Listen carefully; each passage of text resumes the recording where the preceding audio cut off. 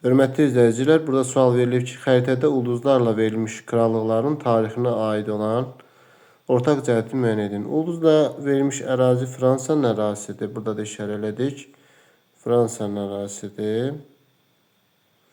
İndi Fransa krallıqlarına aid olan dedik ki, 3-cü xassı üçlünün iştirakçısı olub. 1 var. Deməli, 1-i doğru götürürük.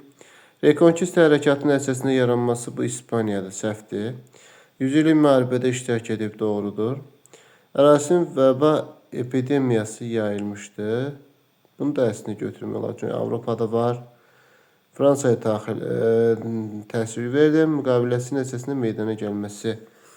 Verden müqaviləsi nəticəsində meydana gəlməsi. Ulduzla işarələnmiş ərazisində.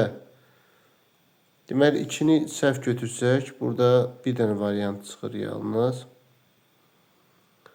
Verden müqaviləsi nəticəsində meydana gəlməsi.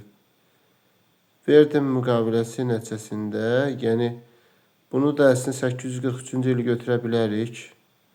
Ərazisinin vəba epidemiyasının yayılması. Burada 1-3-5 də uyğundur.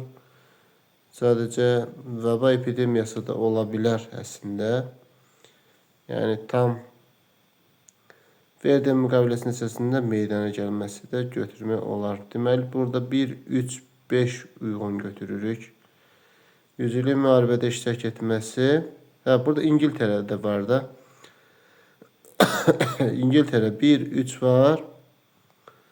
Ona görə Verdeni götürmürük. Çünki burada təkcə Fransa ərazisi deyil, həm də İngiltərədə var. 2 dənə ulduzda verilmiş krallıqlardan söhbət gedir.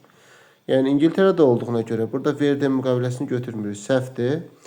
Vəba epidemiyası Avropada yayıldığına görə hər 3 ölkədə yayılıb. Deməli, burada 2 ilə 5 aradan çıxmalıdır.